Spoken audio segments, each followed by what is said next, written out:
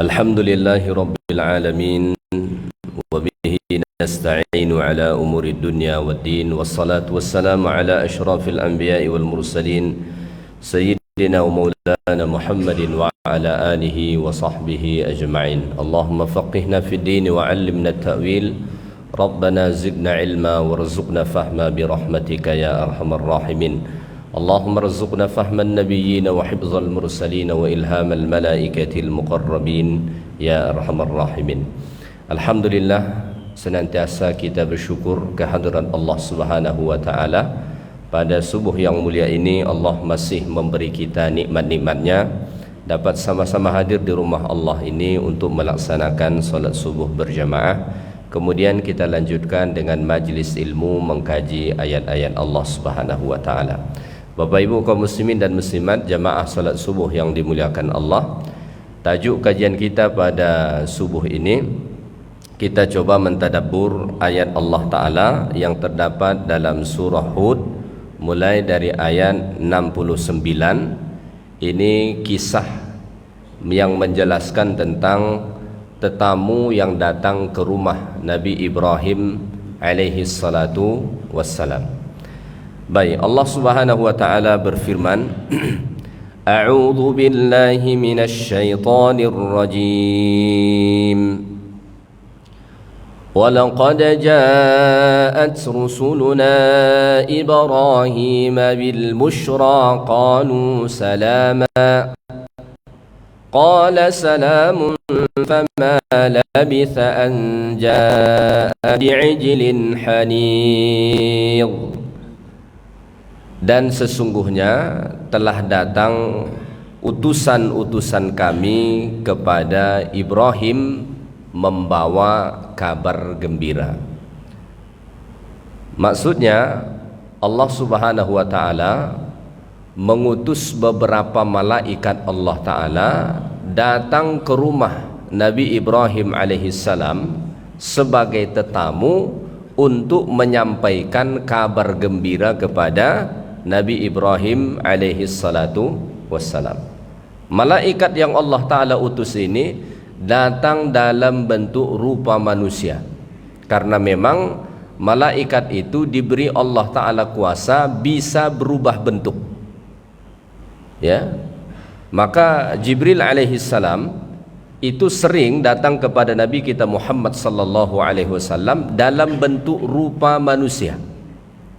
Ya, bukan hanya kepada Nabi Muhammad, kepada nabi-nabi sebelum pun seringkali malaikat dihadirkan Allah dalam bentuk rupa manusia.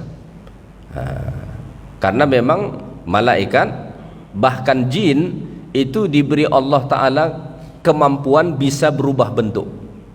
Jadi jin juga bisa berubah manusia, bentuk rupa manusia.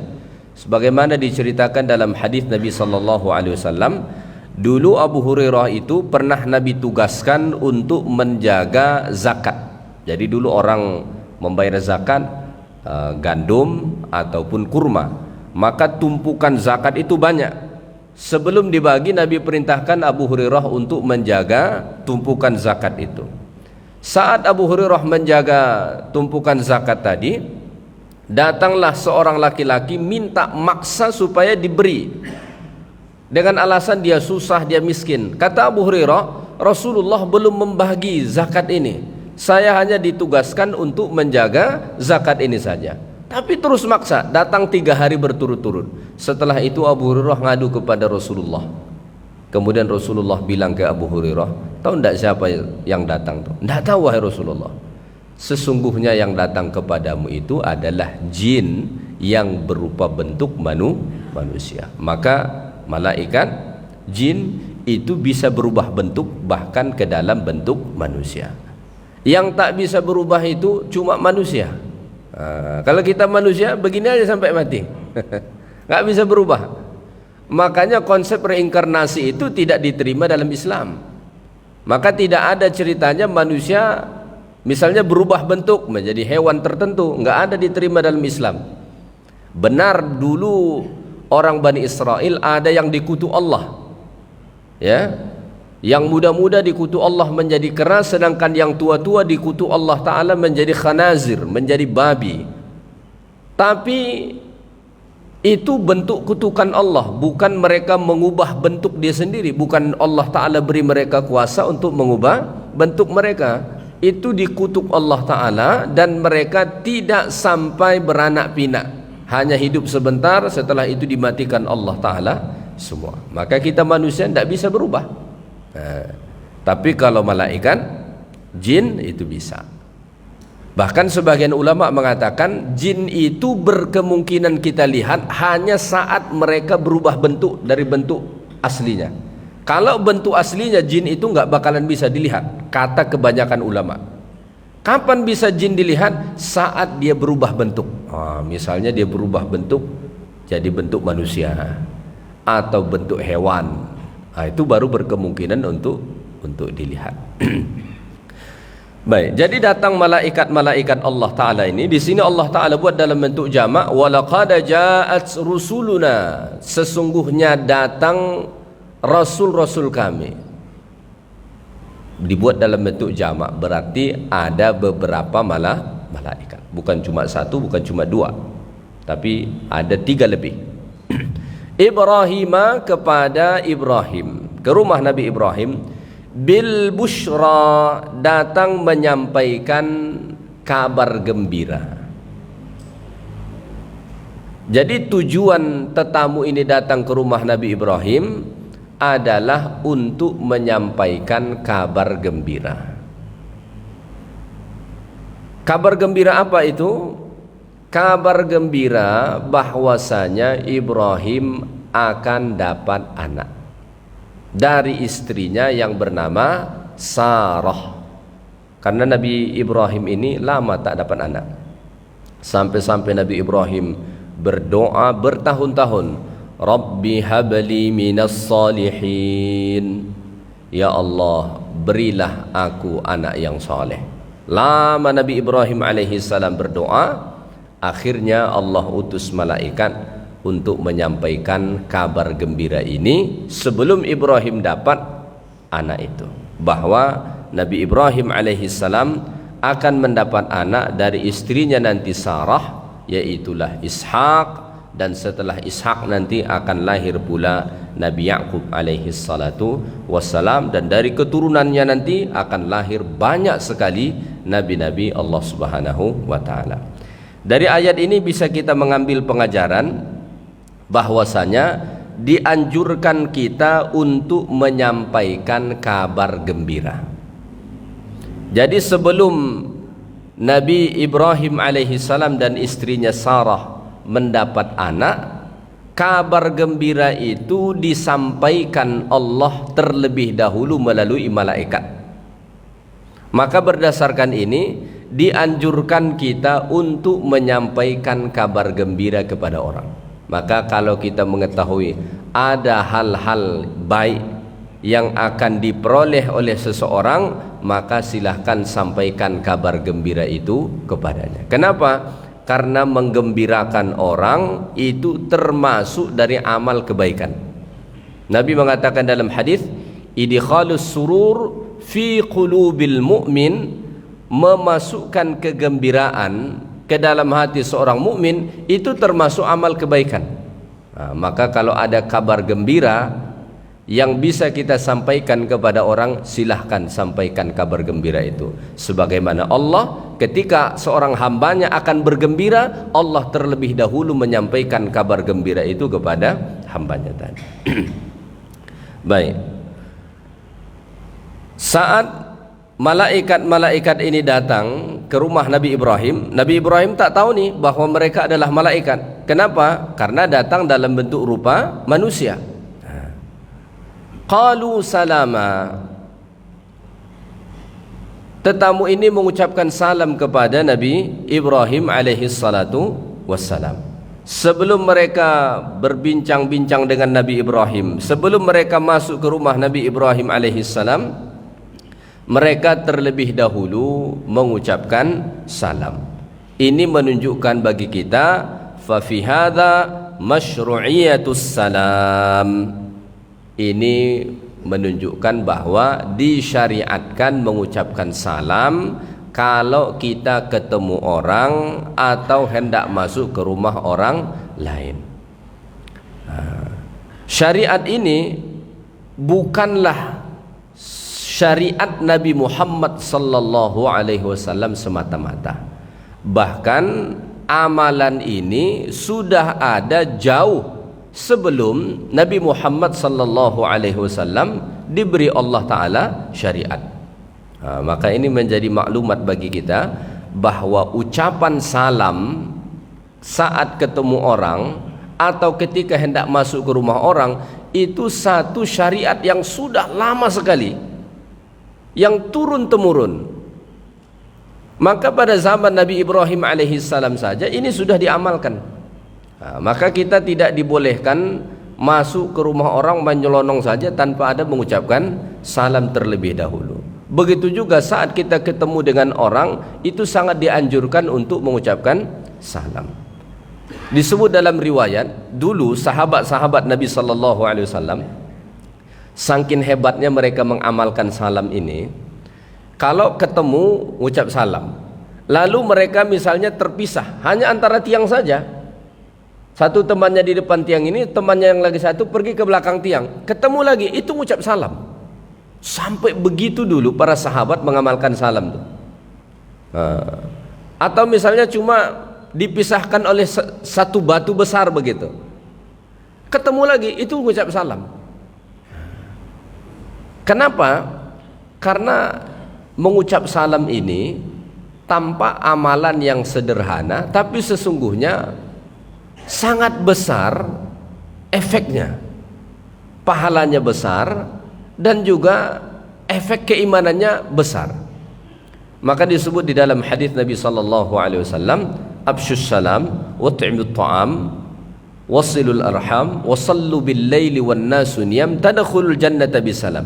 Kata Nabi, sebarkan salam, selalulah mengucapkan salam, alaman arafta wa man lam ta'rif, terhadap orang yang kau kenal maupun tidak kenal, ucapkan salam. Yang kedua, suka memberi makan, suka neraktir orang, suka ngasih orang makan begitu. Yang ketiga, hubungkan silaturahmi. Yang keempat, salatlah ketika orang masih tidur, maksudnya salat malam. Tadkhulul jannata bisalam. Kalau engkau lakukan 4 perkara tadi, engkau akan masuk surga dengan selamat. Tanpa amalan-amalan ini sederhana, ucap salam, ngasih makan, menghubungkan silaturahmi, salat saat orang lain sedang tidur, tadkhulul jannata bisalam, engkau akan masuk surga dengan selamat, kata Nabi. Dalam hadis yang lain Nabi SAW mengatakan, la tu'minu hatta tahabbu, kalian tidak dikatakan beriman sehingga saling cinta mencintai. Jadi kadar iman kita itu sesungguhnya bisa kita ukur. Salah satu alat pengukurnya apa? Coba tanya diri kita, hati kita, seberapa besar kita mencintai orang lain. Ya, kita tahu isi hati kita kan. Kalau kita hendak mengukur iman kita, salah satu cara yang paling sederhana, tanya diri kita, tanya hati kita, seberapa besar kita mencintai orang lain. Apakah cinta yang dominan dalam hati kita atau justru kebencian? Ya. Kata Nabi, la tu'minu hatta tahabbu, kalian tidak dikatakan beriman sehingga kalian saling cinta mencintai, dan kalian tidak akan masuk surga kecuali beriman. Jadi syarat masuk surga itu harus beriman. Syarat supaya beriman harus cinta mencintai.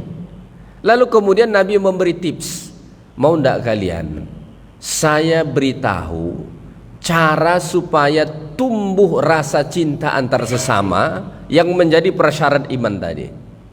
Kemudian Nabi mengatakan caranya adalah senantiasalah mengucapkan salam. Kita kalau ketemu orang lalu kemudian kita mengucapkan salam, itu ucapan salam tadi itu bisa menjadi pembuka rasa cinta kepada sesama yang juga itu sesungguhnya adalah fondasi keimanan kita. Ya, baik. Jadi saat malaikat-malaikat ini datang dalam bentuk rupa manusia tadi, qalu salama, mereka mengucapkan salam kepada Nabi Ibrahim alaihissalam. Qala salamun, maka kemudian salam malaikat ini dijawab oleh Nabi Ibrahim alaihissalam dengan mengatakan salamun.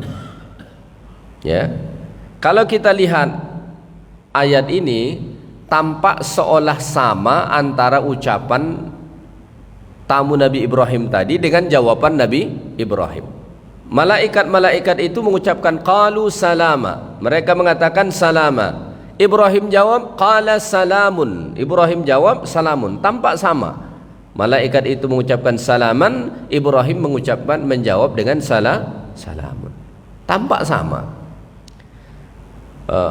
Tapi sesungguhnya kalau kita kaji dari sisi pendekatan bahasa, ini berbeda. Ada pembedanya di situ. Pembedanya apa? Malaikat tadi, tetamu Nabi Ibrahim itu mengucapkan salam dalam bentuk jumlah fi'liyah. Dalam bahasa Arab ini jumlah fi'liyah. Ya, walaupun tidak ditampakkan fi'ilnya sebelumnya, tapi dari perkataan salaman yang dibuat dalam bentuk nasab itu menunjukkan ada fi'il sebelumnya. Ya.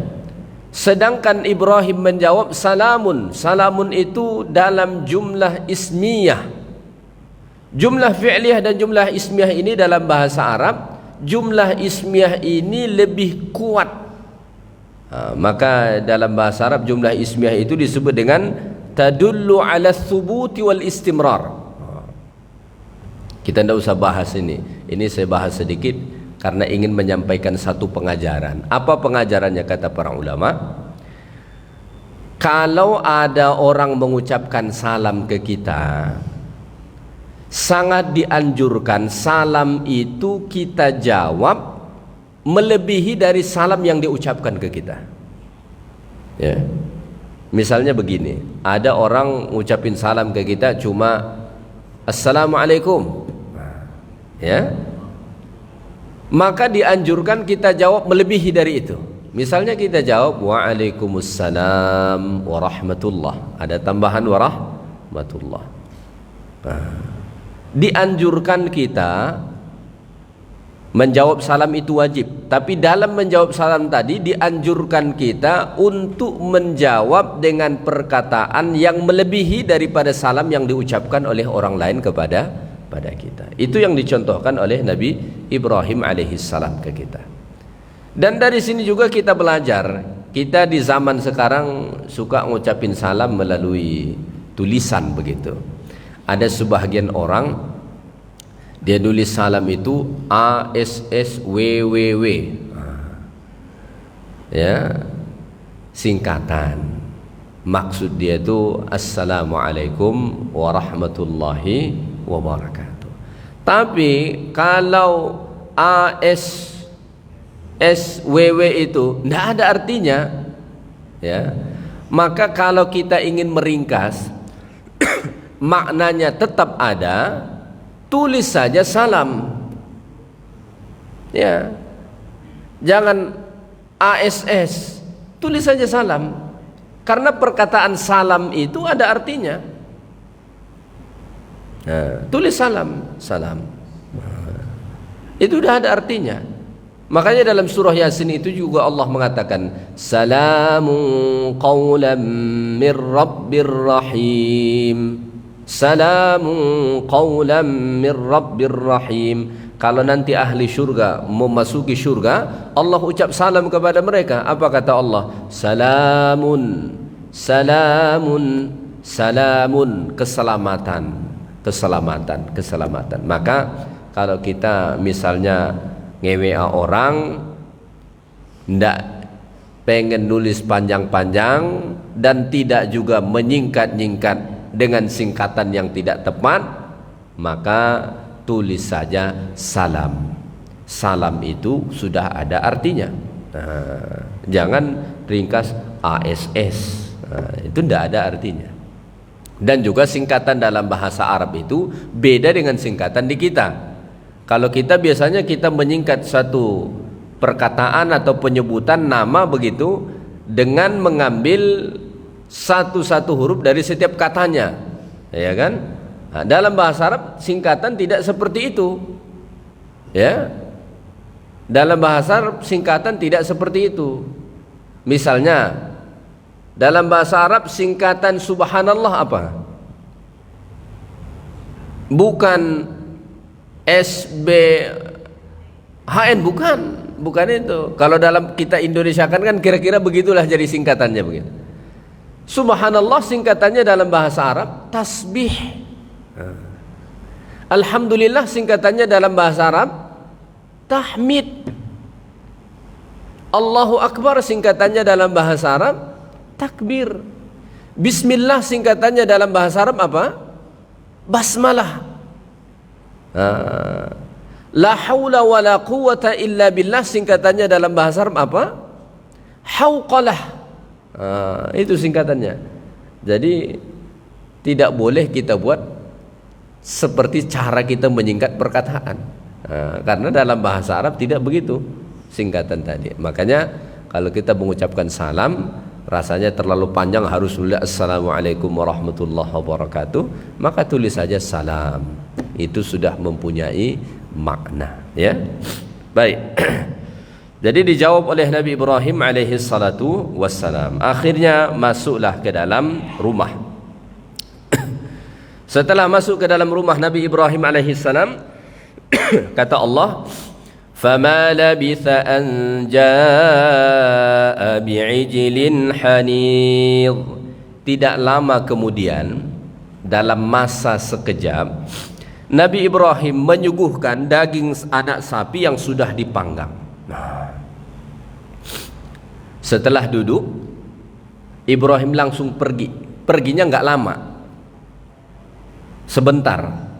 Datang-datang sudah membawa anak sapi yang dipanggang, ya, ijlin hanil. Apa pengajaran yang kita ambil dari sini? Betapa Nabi Ibrahim itu sangat memuliakan tamunya. Padahal ini tamu Ibrahim nggak kenal loh Ibrahim nih, belum kenalan ini sama Nabi Ibrahim alaihi salam. Tapi karena ini tetamu, disambut dengan baik oleh Nabi Ibrahim, salamnya dijawab, dipersilahkan masuk ke rumahnya.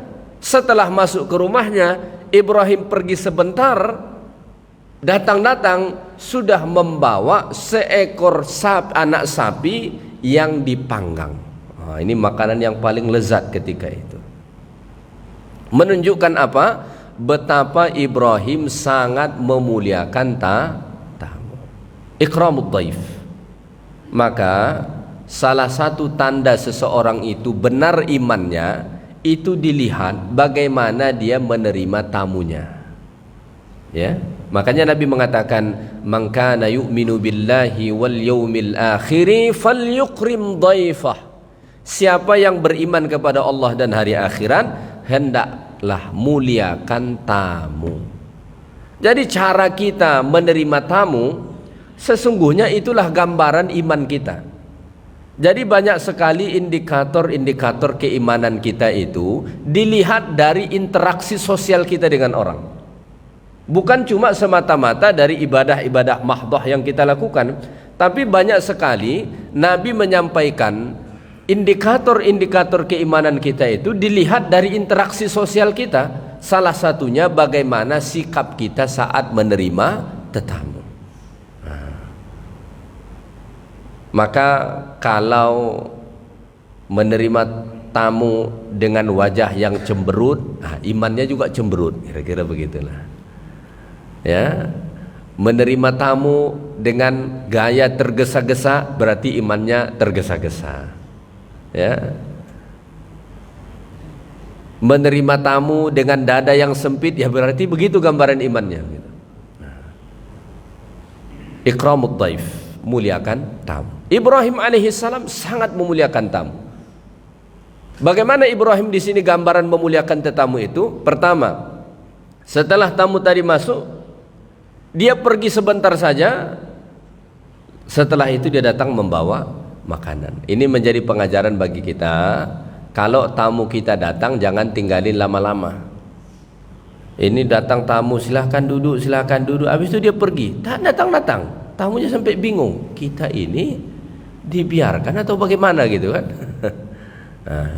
Boleh kita pergi tapi jangan lama. Ibrahim pergi tapi tak lama. Yang kedua, salah satu cara ikramud dhaif itu hidangkan makanan yang paling lezat yang kita punya. Apa makanan paling sedap di rumah kita? Hidangkan tuh. Ya. Apa minuman paling sedap di rumah kita? Hidangkan itu untuk tamu kita. Jangan pelit. Ini minuman-minuman yang enak banyak di rumah dia. Datang tamu, air putih tok keluar. Kasihlah sedikit yang enak tuh. Jangan kedekut, jangan pelit. Ya. Tamu itu datang membawa keberkahan. Gak usah terlalu berhitung kalau tamu pengen datang. Ini ada orang ngontek mau datang bertamu. Suami istri bincang-bincang, apa ya kita beli makanannya ya? Oh, bincang-bincang lah. Oh ini, oh janganlah, kemahalan lah. Nggak apa-apa, nggak usah berhitung. Misalnya kalau kita harus membeli makanan yang agak enak, nggak usah berhitung. Tamu itu datang ke rumah kita membawa rahmat. Nggak pernah orang jadi susah, jadi miskin gara-gara menjamu tetamu. Nggak ada. Allah akan turunkan keberkahan di rumahnya. Saya ingat dulu ada guru kami. Setiap hari Selasa itu murid-muridnya banyak datang ke rumahnya. Guru kami ini tak punya duit. Dia cuma ngajar pondok. Dulu guru-guru pondok itu tak ada yang bergaji 1 juta sebulan pun tak ada. Lama berpuluh tahun mereka mengabdi di pondok tuh, gaji per bulan aja tidak nyampe 1 juta. Dan dia harus naik angkot lagi jauh setiap hari, bolak-balik. Tapi karena dia ini guru yang kita tuakan, setiap hari Selasa, hari libur kita Selasa dulu, itu selalu banyak datang ke rumahnya. Berapapun murid yang datang ke rumah dia, itu pasti makan, pasti dijamu seperti anaknya. Kita nggak tahu tuh duit datang dari mana. Dia cuma ngajar di pondok, ngaji nggak nyampe 1 juta sebulan. Itu semua murid-murid yang datang ke situ pasti makan, tidur di situ, nggak ada satu pun yang ngasih duit ke dia. Ya namanya santri, nggak ada yang punya duit juga ya kan. Tapi nggak pernah kekurangan tuh. Kenapa? Berkah menjamu anak-anak muridnya. Jadi tamu itu nggak akan pernah membuat kita susah, miskin. Mereka datang itu membawa rahmat, membawa keberkahan ke rumah kita. Maka jangan terlalu berhitung. Maka salah satu cara memuliakan tamu itu, kalau tamu datang, hidangkanlah makanan yang paling enak yang ada di rumah kita atau minuman yang paling enak. Hidangkan itu kepada mereka. Ini datang tamu, air pun tak keluar. Baru duduk tamu beberapa saat dia dah bertanya, kapan rencana balik? Itu sama kita dengan mengusir dia tuh. Ya. Jadi hidangkan. Orang Arab mereka terbudaya dengan ini. Dulu ada teman saya satu kelas orang Irak.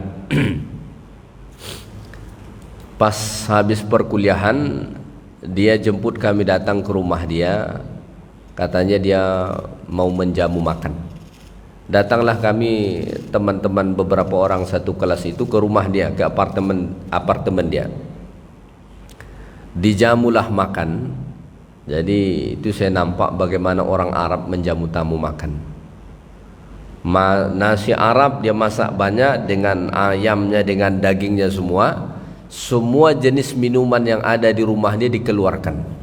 Kalau kita mungkin menghidangkan minuman paling 1-2, satu air putih, satu mungkin air lain. Kalau ini enggak, semua jenis minuman yang ada di rumah dia dikeluarkan semua dihidang. Orang Arab ini terbiasa kalau makan minumannya air bergas seperti Coca-Cola, Sprite, Pepsi. Makanya Pepsi itu paling laku di Arab. Orang Arab kalau makan nasi Arab begini bukan air putih minumnya, Pepsi. Itu style mereka. Dikeluarkan itu semua. Jadi mereka itu sudah terbudaya bagaimana menjamu tamu. Berkah. Hidup orang yang suka menjamu tamu itu satu, gambaran imannya bagus. Yang kedua, insya Allah hidupnya berkah.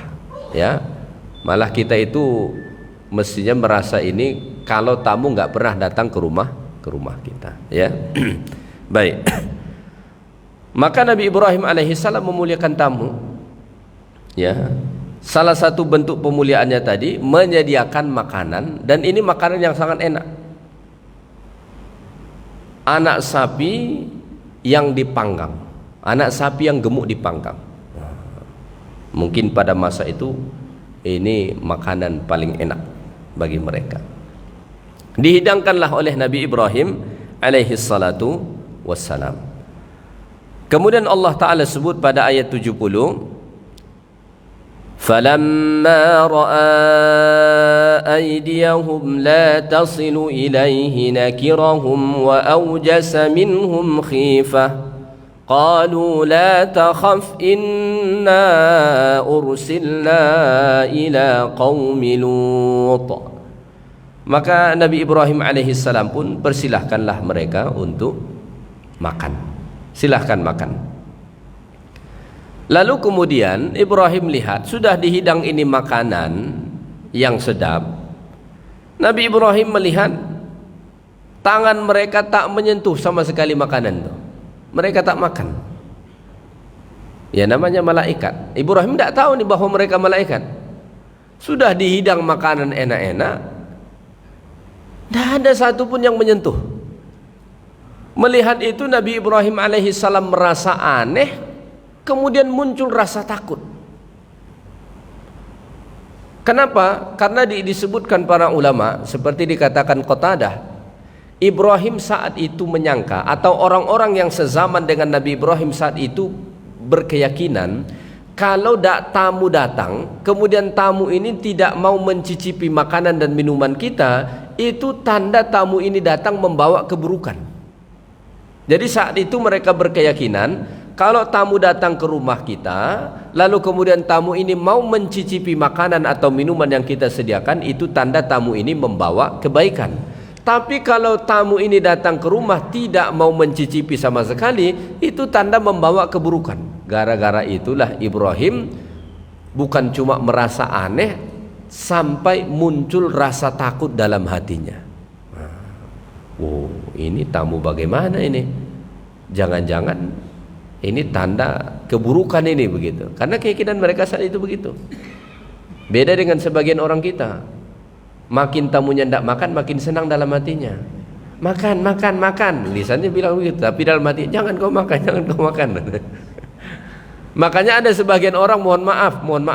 Ada sebagian orang setelah tamunya pulang malah digibahin. Tadi tamu kita tuh congok betul ya. Ini na'udzubillah ini ya, jangan sampai terjadi loh sama kita nih ya. Setelah tamunya pulang malah tamunya digibahin. Gara-gara apa? Gara-gara meminum minuman yang disediakan, atau mungkin menghabiskan makanan yang disediakan. Congok betul tamu kita tuh ya. Semua minuman yang dihidangkan habis, semua makanan yang dihidangkan habis. Akhirnya terbudaya di sebagian masyarakat kita, kalau datang bertamu ke rumah orang, makannya dikit-dikit. Gara-gara apa tuh? Takut digibahin. Ini sebetulnya budaya yang sama-sama tidak benar. Kalau orang sudah mempersilahkan kita makan, ya silahkan makan sampai kenyang. Dan kalau memang mau mempersilahkan orang makan, jangan batas-batasin. Ini enggak. Dihidangkan sih dihidangkan, tapi saat orang menikmatinya, setelah pulang malah digibahin. Ngeri betul tamu kita makan tuh ya. Semua yang dihidangkan habis katanya. Lah, kalau kau tak mau dihabiskan, jangan hidangkan, kan begitu. Jadi sampai terbudaya di kita itu, kalau pergi ke rumah orang, kondangan, jadi tamu begitu, kalaupun dia mencicipi dikit-dikit, dikit-dikit gitu. Itu masalahnya bukan dia nggak enak sebetulnya makanan tuh, cuman dia nggak mau makan gara-gara apa? Takut nanti digibahin. Sebetulnya ini budaya yang sama-sama tidak baik. Ya, budaya yang sama-sama tidak baik. Ya, kalau kita sudah menghidangkan, silahkan itu dinikmatin sampai habis. Dan setelah tamu pulang, mereka menikmati makanan, jangan digibahin, justru ucapkan alhamdulillah. Makanan minuman kita mau dimakan orang. Yang bahaya itu kan orang takut makan makanan kita sama meminum minuman kita. Selagi orang masih mau, alhamdulillah, berarti orang masih percaya sama kita. Kalau sampai orang nggak mau menyentuhnya, jangan-jangan kita dituduh tukang racun, ya kan? Sampai-sampai orang nggak berani makan dan minum di tempat kita. Jadi budaya yang seperti itu harus kita tinggalkan. Itu budaya yang tidak benar. Ya, budaya yang tidak benar. Jadi kalau kita datang ke tempat orang dihidangkan makan, ya silahkan makan sampai kita kenyang, tidak apa-apa. Dan bagi yang menghidangkan, jangan gibahin orang. Kenapa? Ya karena tugas kita sudah menghidangkan, sudah kita sudah hidangkan kepada mereka, mereka nikmati, alhamdulillah. Ya, jangan sampai kita menggibah tamu kita setelah itu. Maka dulu di zaman Nabi Ibrahim alaihissalam, kalau tamu datang lalu kemudian tamu ini tidak mencicipi, itu justru mereka jadi takut. Kenapa? Mereka berkeyakinan ini akan mendatangkan keburukan. Walaupun sebetulnya tidak.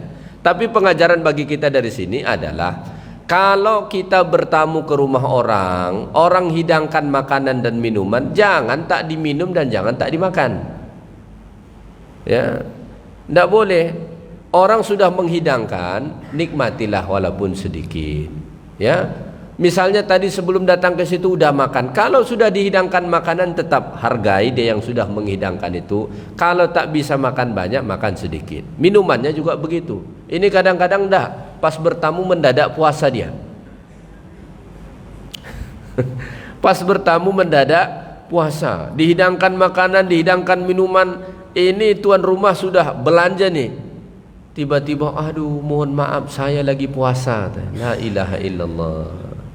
Tersinggung ahli bait. Makan dan minumlah di situ. Dia sudah sediakan untuk kita.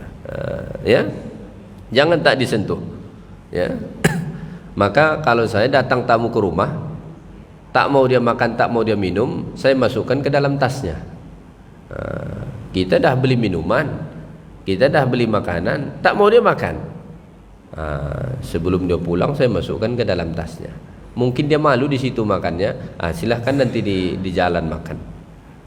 Baru-baru ini ada jemaah saya dari Malaysia datang ke rumah. Saya hidangkan makanan, tak ada yang mau minum. La ilaha illallah dalam hati saya. Mungkin dia segan. Kami dah makan minum tadi Ustaz sebelum ke sini katanya. Sebelum dia balik, saya masukkan ke dalam tasnya. Saya tengok tak ditolak sama dia, berarti nanti dimakan sama dia. Jadi kita kalau datang bertamu ke rumah orang tu, tak boleh kita tidak mencicipi. Itu bagian penghormatan kita kepada tuan rumah. Ini tak dicicipi, kenapa? Ya malaikat. Sebenarnya mereka malaikat mana ada makan, mana ada minum. Beda sama kita. Kita sukanya makan dan sukanya minum. Terbit matahari dah terfikir makan apa pagi ini ya. Belum sampai siang lagi dah terfikir siang nanti makan mana, makan di mana. Itu kita si tukang makan. Malaikat mereka tak makan dan tak minum, bukan karena tak menghormati Ibrahim, tapi karena memang mereka ini adalah malaikat, tak makan dan tak minum, dan Nabi Ibrahim tak tahu bahwa mereka ini adalah malaikat. Maka saat mereka melihat Ibrahim ketakutan, tetamu ini pun berkata, qalu la takhaf. Kata mereka, Ibrahim jangan takut. Jangan kamu takut sebab kami tak makan hidangan kamu ini. Jangan takut. Inna ursilna ila qaumi Lut. Sebenarnya kami ini utusan Allah. Kami ini malaikat. Baru Ibrahim tahu. Kami ini malaikat yang diutus Allah Ta'ala untuk pergi membinasakan kaum Nabi Lut. Cuma sebelum pergi membinasakan kaum Nabi Lut, singgah dulu di rumahmu sekejap menyampaikan kabar gembira. Ini malaikat yang nanti hendak membinasakan kaum Nabi Lut. Karena Nabi Ibrahim dengan Nabi Lut ini sezaman dan masih mempunyai hubungan kekeluargaan. Maka Nabi Lut itu seperti keponakan Nabi Ibrahim alaihissalam. Jaraknya juga tak jauh dari tempat Nabi Ibrahim. Ibrahim saat itu ini di Palestina. Jarak Nabi Lut alaihi salam dari situ juga tak jauh. Konon tempat Nabi Lut itulah sekarang wilayah Laut Mati. Jadi tak jauh jaraknya dari situ. Maka sebenarnya malaikat ini utusan Allah untuk pergi menghancurkan kaum Nabi Lut. Cuma sebelum pergi ke sana, singgah bertamu di rumah Nabi Ibrahim untuk menyampaikan al-busyra tadi, kabar gembira bahwasanya Nabi Ibrahim akan dapat anak. Barulah Nabi Ibrahim alaihi salatu wassalam tahu. Kemudian وامرأته قائمة فضحكت فبشرناها بإسحاق ومن وراء إسحاق يعقوب. Mendengar hal itu, wamra'atuhu qa'imah fadhahikat, istri Nabi Ibrahim, Sarah, berdiri tertawa. Jadi mendengar tentang tetamu tadi yang sebenarnya adalah malaikat Allah Ta'ala, Ibrahim sudah bersungguh-sungguh nih menyediakan makanan, lalu dihidang tak dicicipi, tahu-taunya malaikat yang datang ke rumah itu untuk menyampaikan kabar gembira. Istri Nabi Ibrahim alaihi salam, menurut sebagian ulama tafsir, istri Nabi Ibrahim ini berdiri di belakang nguping. Ya. Dia tertawa. Jadi pengajaran bagi kita satu dari sini, dari ayat ini adalah khusus kepada istri. Kalau yang datang itu tamu suami kita, laki-laki, enggak usah terlalu menyibuk. Ini mohon maaf, ada sebagian ibu-ibu datang tamu suaminya, dia yang paling sibuk pula. Nggak usah. Kalau ibu nggak keluar juga nggak apa-apa, kecuali itu tamu bersama. Misalnya tamu suami teman kerjanya, ya. Tamunya laki-laki, ibu nggak perlu harus duduk di situ. Nggak perlu, biarin aja suami sama dia. Ini ada sebahagian perempuan, oh dia pula paling banyak ngomong sama tamu suaminya. Ya, nggak usah. Di belakang aja. Kalau mau nguping dikit-dikit enggak apa-apa. Mana tahu ada rencana yang tak elok kan. Tapi enggak usah terlalu menyibuk begitu. Biarkan saja suami kita dengan tamunya, biar dia ngobrol. Kalau ada yang perlu dibantu, misalnya minuman, makanan, silahkan sediakan. Tapi kita tidak, yang perempuan tidak harus duduk di situ. Kecuali ini tamu bersama, misalnya suami istri teman kita bersama datang, ya silahkan. Tapi kalau cuma tamunya ini laki-laki tok, teman suami kita misal, nggak harus, nggak harus. Istri Nabi Ibrahim begitu, mendengar kabar gembira tadi, fadhahikat, dia tertawa, ya, ya. Fabasyarnaha bi Ishaq wa min wara'i Ishaq Ya'qub. Kami menyampaikan kepadanya, kepada istri Ibrahim, bahwa dia akan mendapat anak Ishaq. Ini istri Nabi Ibrahim, Sarah. Kalau Hajar kan Ismail. Ini yang Sarah. Kami sampaikan kabar gembira kepadanya bahwa dia akan dapat anak Ishaq, dan setelah Ishaq akan ada anaknya pula, Ya'qub. Jadi sebelum lagi lahir Nabi Ishaq dan juga Nabi Ya'qub alaihi wassalatu wassalam, itu Allah Ta'ala sudah sampaikan kabar gembira sekaligus nama mereka. Maka ada 5 nabi, nama mereka sudah disematkan Allah, sudah diberitahu namanya sebelum lagi lahir. Ada 5 nabi, belum lagi lahir, namanya sudah diberitahu Allah. Ya. Yang pertama Nabi siapa? Yang pertama Nabi Muhammad sallallahu alaihi wasallam. Nabi Muhammad itu jauh sebelum lahir, namanya sudah disebutkan Allah, sudah diberi. Allah Ta'ala berfirman dalam surah As-Saff, Nabi Isa alaihi salam berkata, wa idh qala Isa ibn Maryam ya bani Israel inni rasulullah ilaikum musaddiqan lima baina yadayya minat Taurah wa mubashiran bi rasulin ya'ti min ba'di ismuhu Ahmad. Isa itu sudah berkata, wahai orang-orang Bani Israel, saya ini Rasulullah datang kepada kalian untuk membenarkan ajaran Taurat dan juga menyampaikan kabar gembira bahwa setelahku akan datang seorang Rasul yang bernama Ahmad. Nama lain Nabi Muhammad sallallahu alaihi wasallam. Jauh sebelum Nabi Muhammad SAW lahir, itu namanya sudah disebutkan, sudah diberi. Ini yang pertama. Yang kedua, Yahya alaihi salatu wassalam. Nabi Yahya anak Nabi Zakaria. Nabi Zakaria ini juga lama nggak dapat anak. Sudah sampai nggak putus asa, tapi sampai mengarah ke situ gitu. Lama sekali nggak dapat anak. Tambah lagi Yahya Zakaria sudah tua, istrinya mandul, sehingga rasanya seperti tak mungkin tak dapat anak. Tapi mereka tidak putus asa, berdoa kepada Allah. Lalu Allah sampaikan kabar gembira, inna nubasyshiruka bi ghulamin ismuhu Yahya. Kami sampaikan kabar gembira kepada Muhammad Zakaria bahwa engkau akan dapat anak, dan anak itu namanya Yahya. Kabar gembira ini dan nama ini disampaikan sebelum lagi Yahya lahir ke dunia. Masih akan dapat lagi, tapi Allah dah bagi tahu. Yang ketiga, yang Allah Ta'ala beritahu sudah beri namanya sebelum lahir, Nabi Isa alaihi salatu wassalam. Allah Ta'ala menyampaikan kepada Maryam, innallaha yubashshiruki bikalimatin minhu ismuhul masihu Isa bin Maryam. Wahai Maryam, kata malaikat, Allah sampaikan kabar gembira kepadamu, ya, bahwa engkau akan mendapat anak namanya Al-Masih Isa bin Maryam. Ini disampaikan sebelum lagi Nabi Isa lahir, bahkan sebelum lagi mengandung Maryam alaihissalam.